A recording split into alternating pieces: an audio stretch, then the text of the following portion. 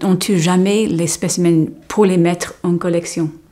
Maintenant, si je parle de la collection entomologique, la collection d'insectes, on reçoit pas mal de matériel, mais ce matériel est presque toujours récolté dans le cadre d'inventaires, soit régionaux, soit nationaux, pour répertorier la biodiversité.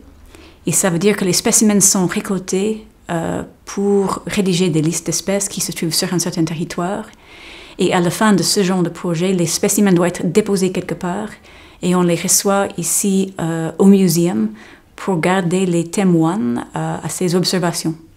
Les vertébrés, on ne tue jamais pour les mettre en collection. Et maintenant, si on a des vertébrés qui sont rajoutés à nos collections, il s'agit presque exclusivement des spécimens qui arrivent déjà morts.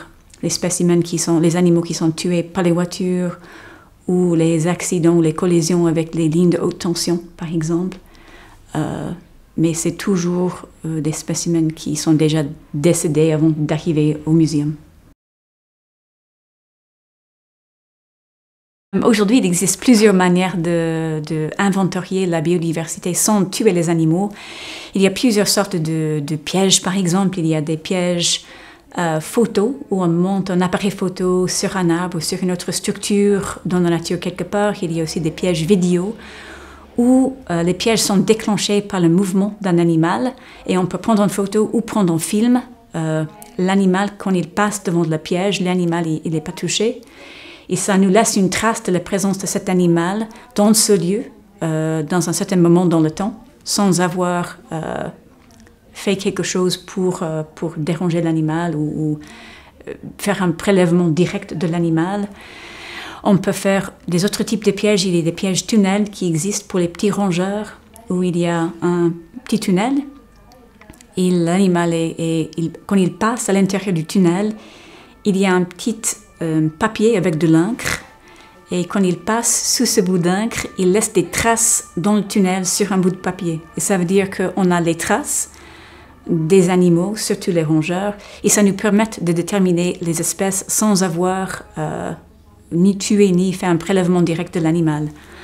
On peut aussi faire des prélèvements de l'ADN environnemental, c'est-à-dire qu'on fait un prélèvement soit du sol, soit de l'eau, et on arrive à amplifier l'ADN, l'ADN qui est les traces d'ADN qui sont laissées par les espèces qui se trouvent soit dans l'eau, soit dans le sol, et qui nous permettent de proposer ou d'avoir une liste des espèces qui étaient dans cet échantillon sans avoir eu un contact direct avec les animaux.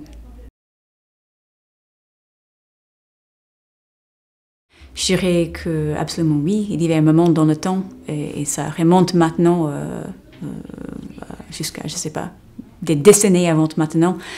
On n'hésitait pas à faire les prélèvements sur le terrain des vertébrés, par exemple, de chasser les oiseaux, de chasser les mammifères, juste pour avoir un exemplaire d'un animal pour mettre en collection. Et maintenant, pour les vertébrés, on ne fait pas du tout ce genre de prélèvement pour mettre en collection les spécimens. Et on ne tue jamais les vertébrés pour les objectifs scientifiques. Et on a aussi beaucoup plus plus de manières différentes de répertorier les espèces sur le terrain qu'on avait avant. On a plusieurs types de pièges, on a la possibilité de faire des extractions d'ADN qui nous permettent de déceler des traces des espèces sur le terrain sans avoir touché les animaux. Alors je pense que dans l'éthique de la récolte et aussi la diversité de manières de détecter la présence de certaines espèces, on a beaucoup changé dans le temps. À l'époque, on tuait des spécimens juste pour grandir les collections, juste pour avoir un exemplaire de chaque espèce dans les collections. Et maintenant, on a complètement changé notre optique sur la récolte. Et si on récolte des espèces maintenant, c'est exclusivement, en tout cas dans le cadre des études scientifiques, c'est exclusivement pour mieux comprendre la biodiversité, pour mieux comprendre les espèces qui se trouvent dans une certaine partie du monde, pour mieux les conserver, en fait, pour savoir que sur un certain territoire, on a une liste des espèces diversifié et que ça mérite de protéger un habitat. Mais ce moment dans le temps où on a récolté des espèces juste pour les mettre en collection, on ne fait absolument pas ça aujourd'hui.